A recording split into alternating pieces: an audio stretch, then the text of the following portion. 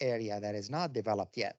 The problem is that the Trinity River that runs through the middle of Dallas and many of the currently built areas collects all its runoff and water from these northern and western areas shown here in the red, which is the definition of the project area. So a lot of the runoff and water flow that comes from these areas ends up in residential and commercial areas within the built Dallas area right now.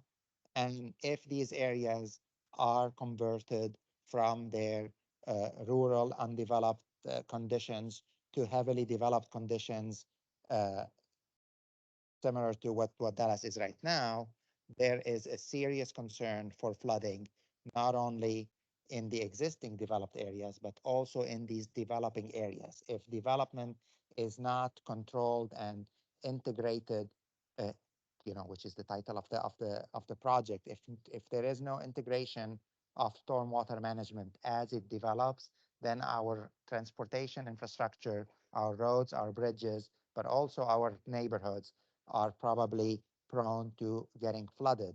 And therefore, this project is a proactive project that aims to develop a roadmap for development that is sustainable and prevents flooding in the long term for neighborhoods and stormwater infrastructure. And have to think about these two. So this is the project area. I showed it already.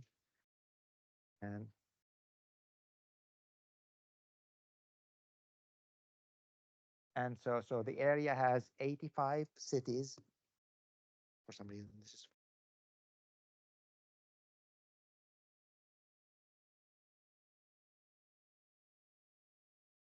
good.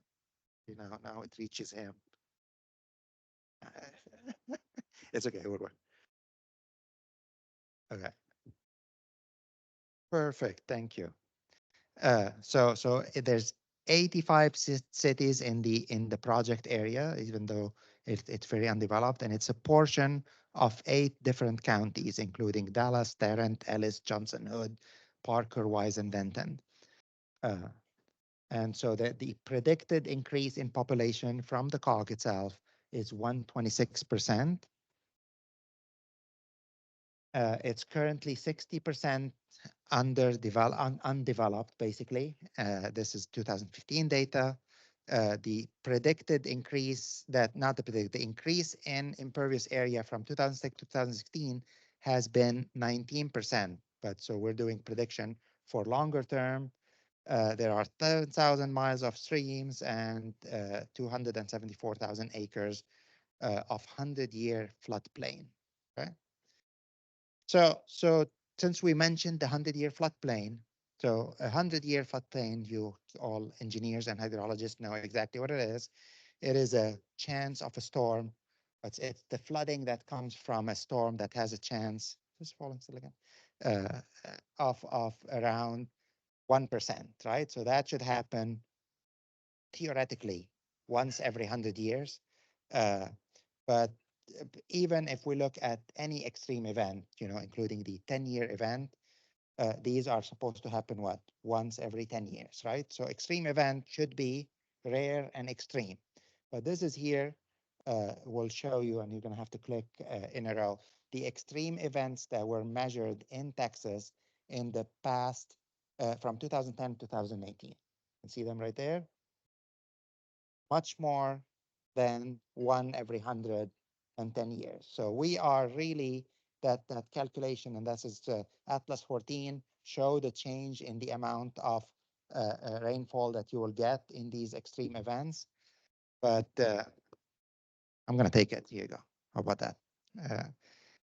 It shows you that this is happening more often than it used to be happening before. And this is one example. This is a visual example. We've been doing a lot of work. I'm actually presenting tomorrow in College Station in a conference on looking at prediction of storm flow for 2040 and 2070, and using historical data to model future data is giving us R squares of 0.1 and less because of the change in the amount of storms and extreme events that are happening in Texas.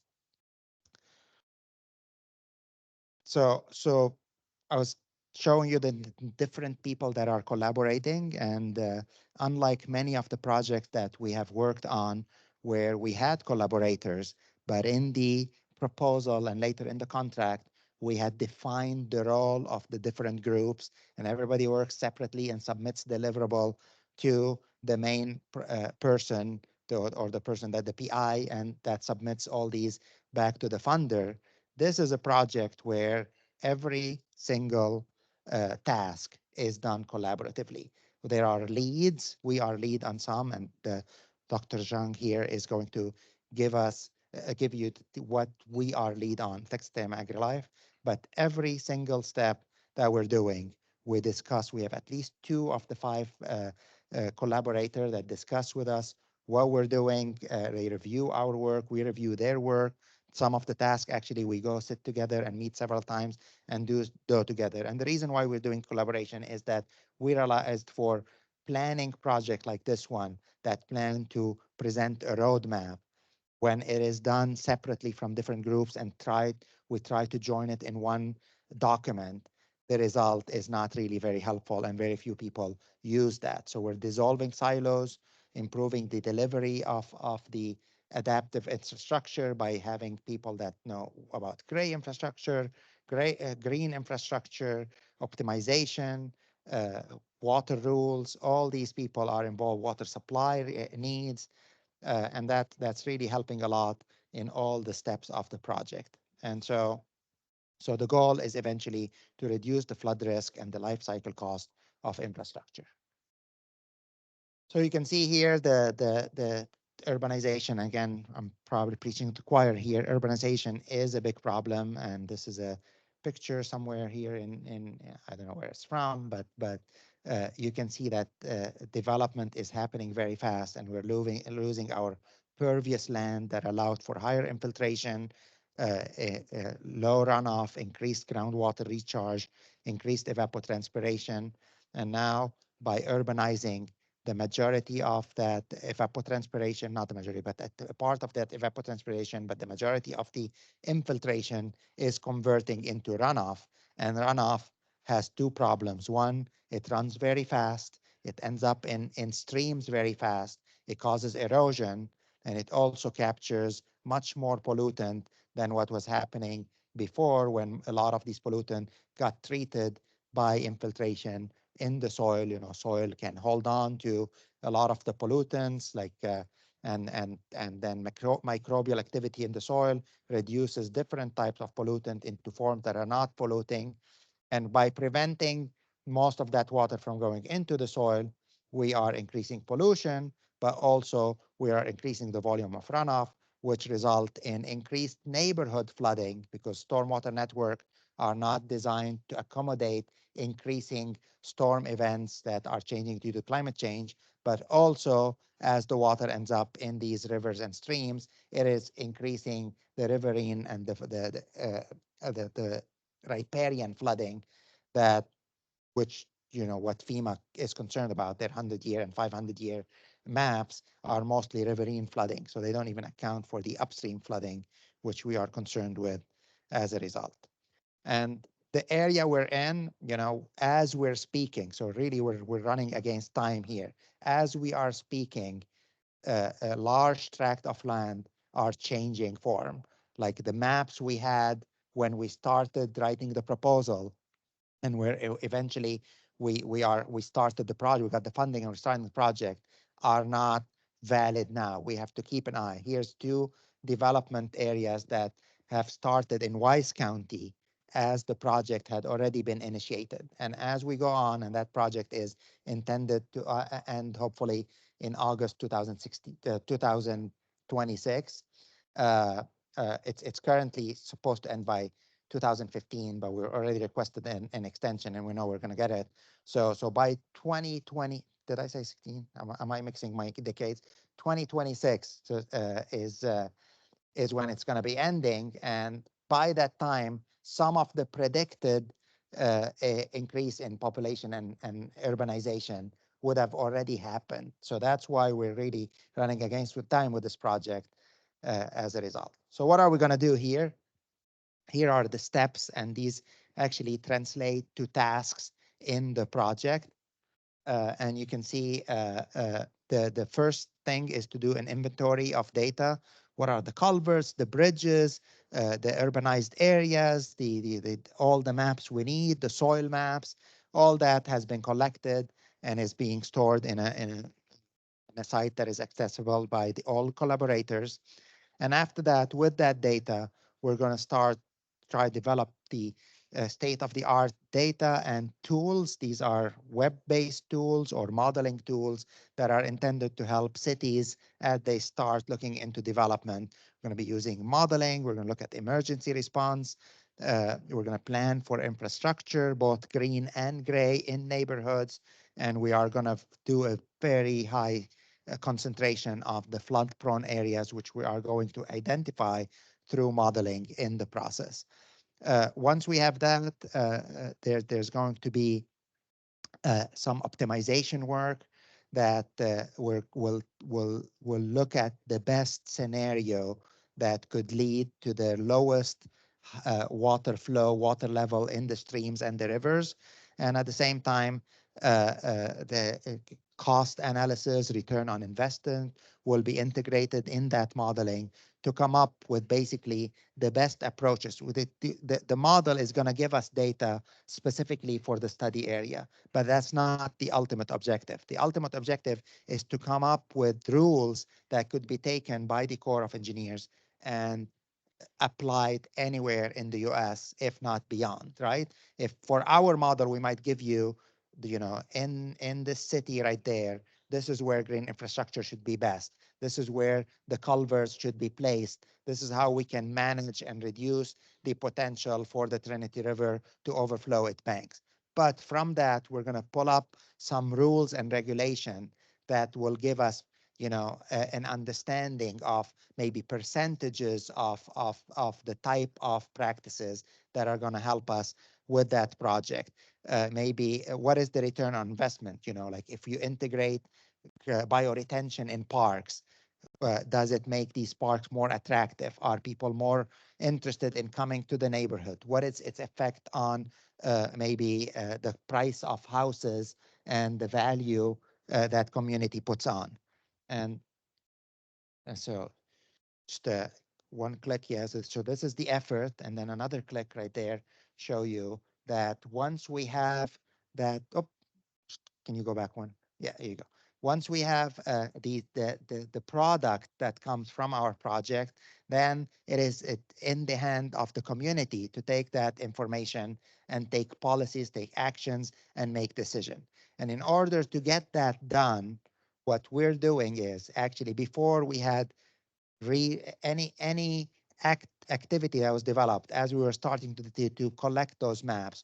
We had done several stakeholder meetings. We went to several areas in the project area and presented our view and enlisted elected officials, city managers, citizens, employees, developer groups to be involved with us so they know what we're doing, and with the hope that they will be, and we keep doing those as we develop stuff to make sure that they are on board with our project as it's done.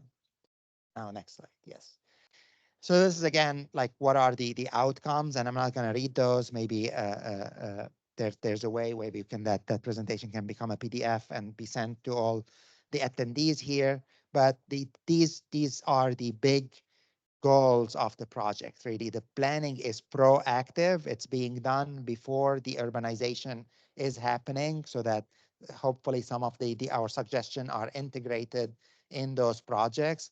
The ultimate goal, of course, is to reduce flooding, to develop tools and resources that people in the study area can use, but specifically also that these tools are adaptable so they can be used in other locations with time. There's definitely local scale innovation, and that's focused on this area right now. So that's not part of the replicability of the project. we would like to go into that area and look at specifics that would be interesting for the people in the area. What has been historically here? I'm going to give silly examples right here, but if, for example, that area is known for having horse farms. Can we work within horse farms to integrate green stormwater infrastructure to capture runoff in the process? Can we actually get funding and encourage people to do these practices? And so that similar approach can be done in other locations. That if we go to New York, and I don't know, they're more interested in soccer field. Can we have soccer fields that can integrate that can be built in flood-prone areas that can double as a flood management practice, but at the same time keep the local aspect and local culture in place? And again, a community roadmap, that the goal eventually is not for us or the core to come up with rules to force people. It's adoption. It's policy that the cities themselves and the counties themselves are going to use. Next slide, please. Yes, here you go. Uh,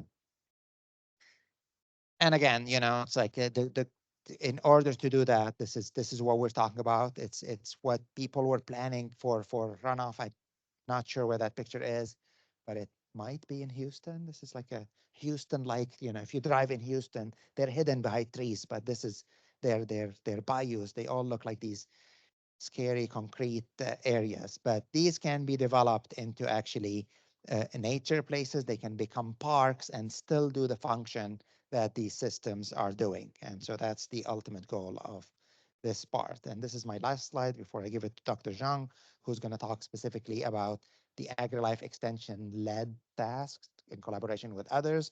But an ultimate goal of this, while combining green and gray infrastructure, is to protect transportation, right? A lot of the funding that was given for this project is to protect future and current transportation infrastructure. And so we're hoping to tell for different types of storms what is the flood level that's happening, how is the floodplain changing, and then eventually what elevations need to be done, or what protection can be done for infrastructure to protect it from flooding as a result. So these are some of the questions that we are looking to answer. And with that, I'm going to pass it to Dr. Zhang, who is going to tell us very exciting stuff. Morning, everybody. I'm Dr. Zhang. I just got my PhD degree from University of Illinois at Urbana-Champaign last December. So now I'm a postdoc in Texas A&M AgriLife in Dallas, working with Dr. Jabber.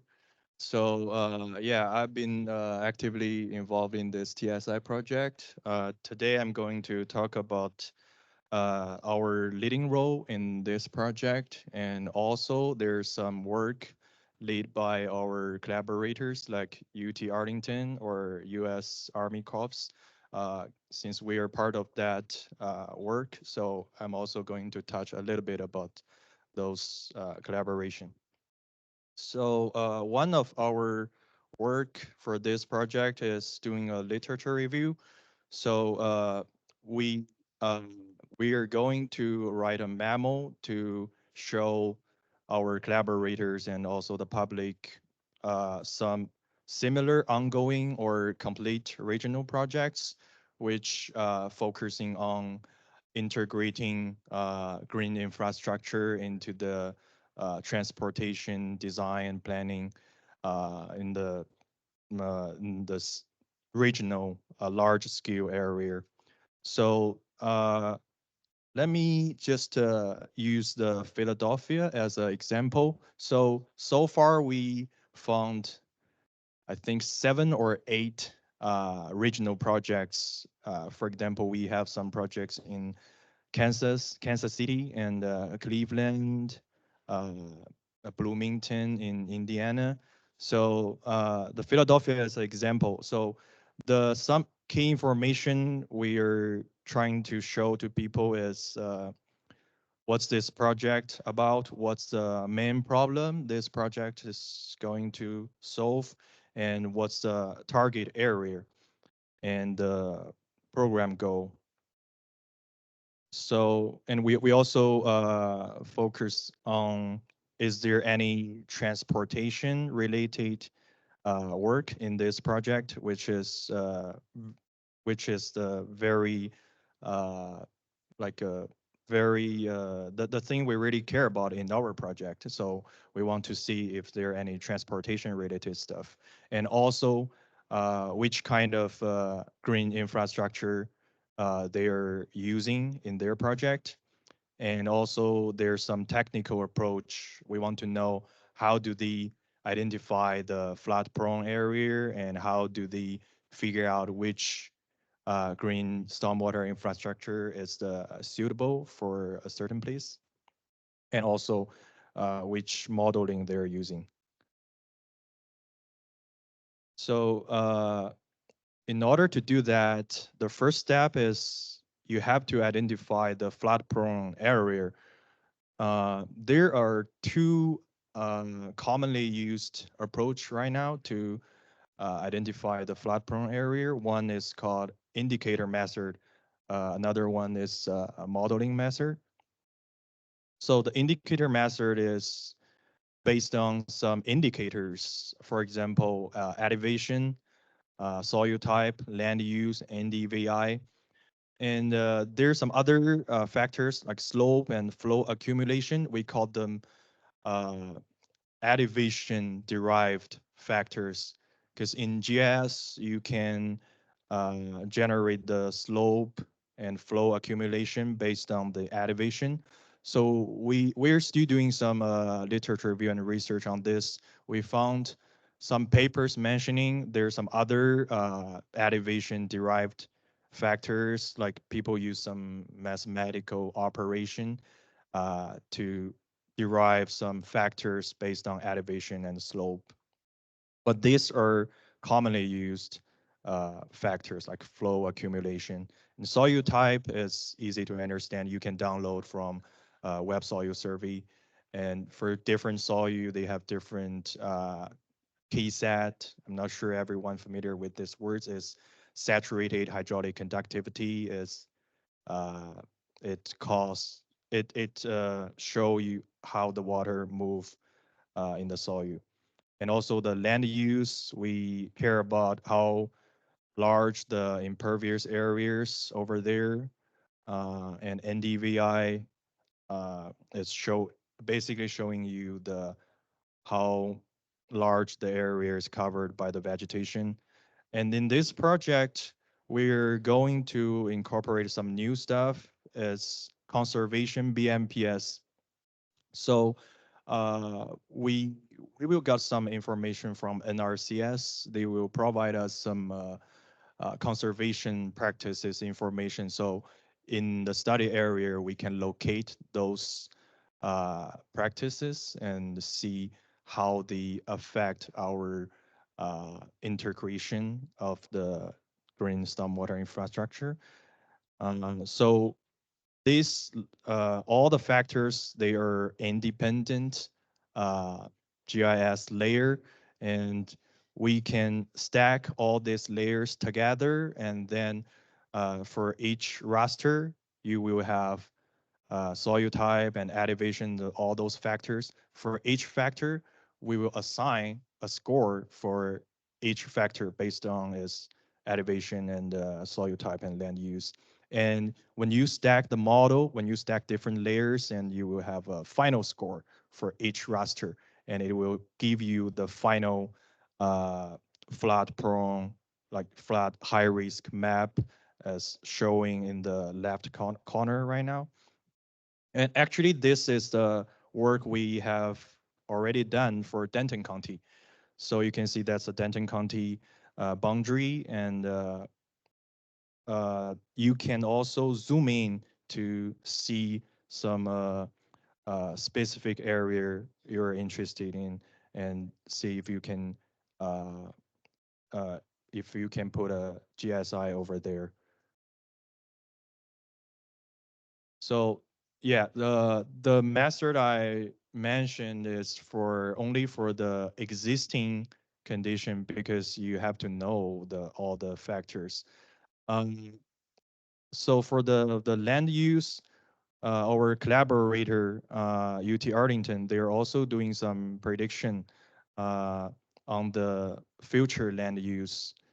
So with that information and also the prediction about the climate change from the global uh, climate model, you can run the model for the future land use once you have the future land use information and future climate condition. As you can see the curve over there, uh, with the with the impact of climate change, it will cause quickly wrap up for the runoff, and so the that's the main issue we got in terms of flooding issue. So we try to incorporate as many as possible GSI to reduce the runoff. And here's the integration of the GSI in this project. The TSI project is considering integrating GSI into transportation planning as a comprehensive solution to protect transportation infrastructure and communities. TSI project aim at studying the impact of this integration on flood mitigation in the watershed scale. Um, a menu of potential large-scale, regional-scale GSI and other strategies for mitigating flooding that can be used and located throughout the project area will be developed. Green stormwater infrastructure will be integrated in the above development models, and their impact will be assessed for prioritization. So as I mentioned, there are two approach. One is indicator method. You use that one to identify the flood prone area, and there's other method is you can run the hydrologic model in the watershed. So that's another approach we're going to look at in the future. There are four main benefits from GSI. Uh, so in this project, so far we only focus on the runoff reduction. So it's first benefit stormwater management.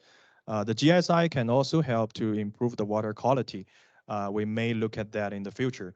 And also it can also it can also reduce the urban heat island once we have more vegetation in the urban landscape. And the last benefit is uh, aesthetic function. There are some common GSI you will see in your community. The first one is we call it bioretention area, and rain garden is interchangeable term. Uh, so we have an application for rain garden in our Texas A&M AgriLife Research Center, and the second one is permeable pavement, and the third one is green roof, and in the left lower corner, you can see that green roof is in Fort Worth Botanic Garden. And the last common GSI is rainwater harvesting. And you can see we have a rainwater harvesting in our Texas A&M AgriLife Research Center. And other than some common GSI, we also have some other GSI you may want to take a look. The one is tree box. Another one is bioswe. So the difference between the bioswe and the bioretention area is usually bioswe is installed in the high sloped area, which the runoff will be channelized.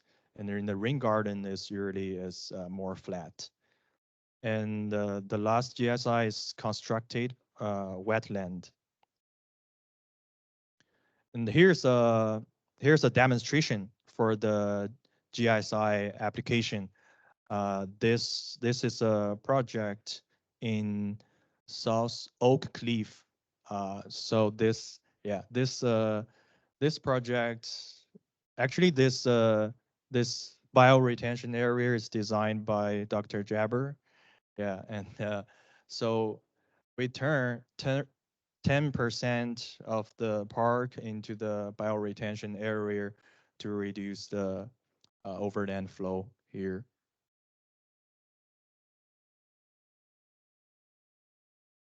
So here's a research question. Where can green stormwater infrastructure most effectively enhance urban flood management within the city of Dallas? Texas when considering capacity, cost, and future impacts of climate change. So for the GSI project, because the west and north DFW area is still under the development, so it's not fully developed. So we don't know the drainage network over there. So you cannot run a hydraulic model like, for example, swim, because in swim you need to know the network. But for the stacking model, I show you guys a GIS stacking model. You don't have to know. It's perfectly work for the pre-developed area.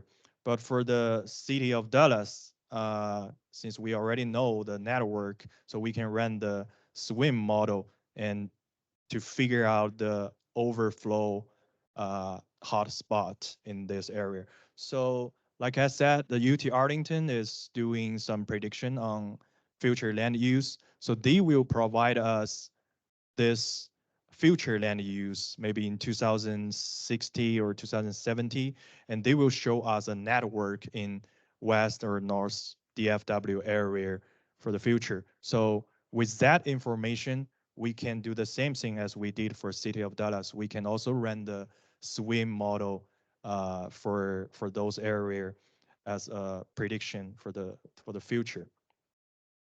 Uh, so there's another model, SWOT. So SWOT, you can run a SWOT in the watershed, and even if it's pre-development, you can also run the SWOT with the information, for example, soil type and elevation. The good thing about SWOT is you can have some GSI uh, incorporated in the model so you can run. But in I know there's some water resource engineer, they are using HACRAS or HAC HMS for the drainage design on the highway for the transportation part, because transportation is a important part in TSI. But there's no GSI in those kind of model.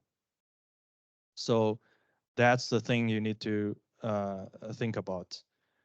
And this is the work we have done for the city of Dallas. And you can see we ran the model in Swim and identify the hotspot, the overflow hotspot for the city of Dallas.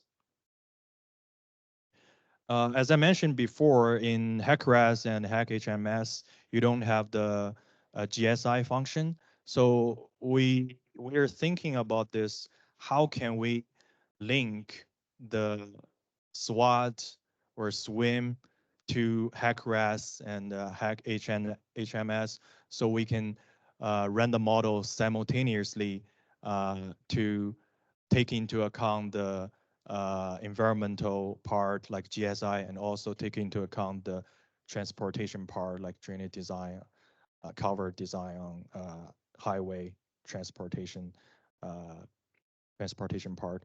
So we will develop a framework to try to link those two kind of models. And as I mentioned before, we have collaborator from UT Arlington. They're other than doing some prediction on future land use, they're also doing some research on the optimization. So the optimization study aims to model ideal location and sizing for detention ponds and consider potential alternatives to reduce downstream flows.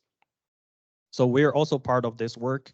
Uh, in order to do that, you need to know the uh, discharge, storage and discharge curve for a GSI, as you know, for the detention pond and or retention pond is commonly used right now. But GSI, we don't have a universal curve. We have to develop a storage discharge curve for each GSI. So the water resource engineer, they can plug in this information into their optimization framework to figure out what's the best size for this GSI or for the detention pond and where's the location. So this storage discharge curve for each GSI is the deliverable we're going to contribute in this task. And that's a workflow I already mentioned. So it's basically basically the same information I mentioned last slide. So yeah, like I said, then the HMS, they're trying to figure out the location and size, but they don't have the curve information. So we're going to provide those information. And that's all I have. And that's the contact. And now it's the Q&A session.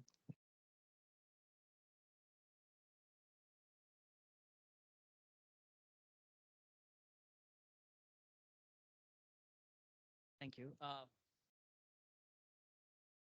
I have a few questions. One, when you're linking SWOT, are you using SWOT Plus um, or the previous version of SWOT? Because SWOT Plus is more flexible. So we're not there yet, Okay. but basically, uh, it's going to be working. Basically, the idea is whatever is coming out of SWOT, can it be an input to HECRAS or simultaneously? So basically running the model together. And so we'll look into SWOT Plus. The problem I think with SWOT Plus is that, and I might be wrong, because I actually helped Srini develop the GSI, the Green Stormwater Infrastructure subroutine in SWOT, but I don't think he put it in SWOT Plus. It's still in the older version. Yeah, So has all the. yes, so I'll talk with them and see if they integrated, if GSI, again, Green Stormwater Infrastructure, because TSI is Transportation Stormwater Infrastructure, and GSI is Green Stormwater Infrastructure. So if he integrates that subroutine that is in SWOT 12 uh, in the SWOT Plus, then we can use it. If he doesn't, then we can't. We have to go to the older version. So I was just curious. And the other question was in terms of the optimization, are you looking at cost-based optimization? so the again, this is UT Arlington that's doing that part, but the objective function is minimal stream level. That's the goal, but they're going to do several scenarios, and the economic evaluation will be part of it. So there might be one that's going to be the lowest level, but it costs $15 billion per city, and that's going to be a no. And then we'll go to the next. So it is integrated, but so basically it's a combined water level and economic. Yeah, and partly my question comes because California,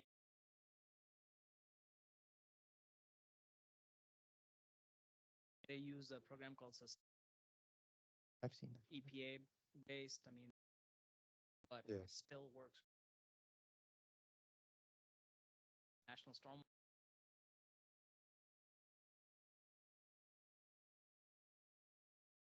wondering if there is a consideration for cost in there, not only production but also.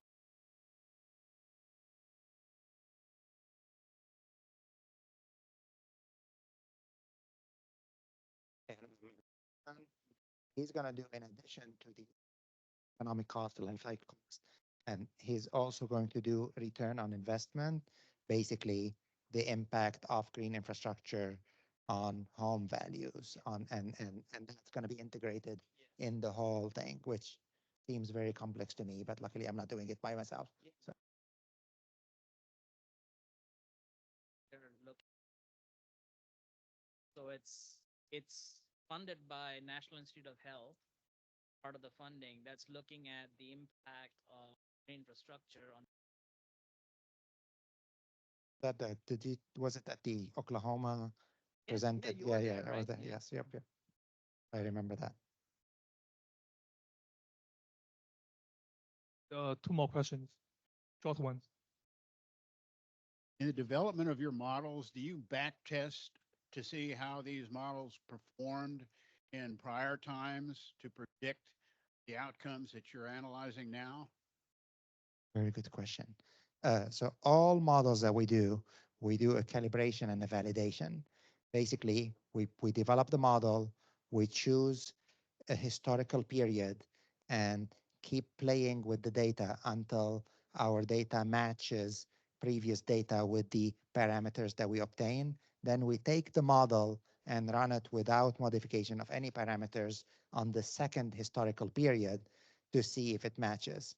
If it does give us good results, we're good. If not, we go back, remodify the calibration, maybe accept a lesser R square or whatever uh, uh, uh, fit measure we use, and then reapply it until we have satisfactory measures of fit in both of the calibration and validation. For both water quality and quantity? So this project does not fund, we have no money to do water quality and modeling in this project.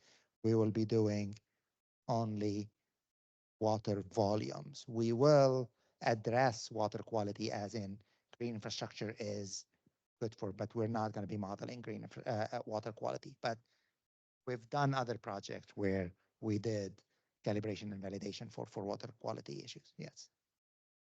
Thank you. That's the last one. All right. The modeling work you're doing sounds very exciting. I've I've long wondered about detention ponds, right? I mean, we've had detention ponds forever, everywhere, including the Dallas-Fort Worth metro. And supposedly they work, right? Each individual pond, we analyze it in such a way that, we detain the water that's coming in and we release it at the pre-development rate. However, my question is, I haven't seen a study anywhere, and if there is one, I'd like to know, anywhere in the nation where you've set up a model to analyze how all ponds in any size watershed are working in tandem. In other words, if each single pond works as we design it as engineers, then all ponds must work. And if all ponds work, then downstream of all those ponds, like cumulatively integrated, there should be a net reduction in runoff volumes. Will your model predict that?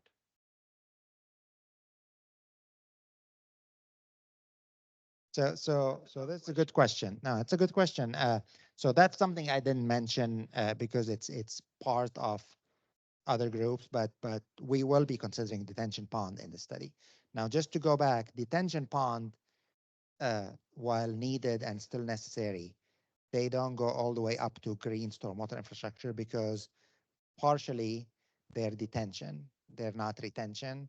So a majority of the water is basically slowed down and you're modifying your hydrograph, reducing the peak, but the total volume of water is not reduced, right? And it's not my main field of study. I'm pretty sure I can just, if you send me an email, I'll do I'll make Yufan do a lit review and find a couple of articles. I'm pretty sure there are analysis of these systems. But for us, detention pond are going to be part of the problems, right? So we're going to look at, if you want to think, and I'm making this up as I'm talking to you right now. Basically, first step is, can we reduce that volume, really? Can we produce a volume and a flow rate of runoff out of properties like ours that is equivalent as if we didn't put any impervious level? We probably won't get there. In most places, it's nearly impossible, right? So let's say we reduce that runoff by 25, 30%, right? Step two, can we have detention pond that's going to modify the hydrograph after reducing that initial volume?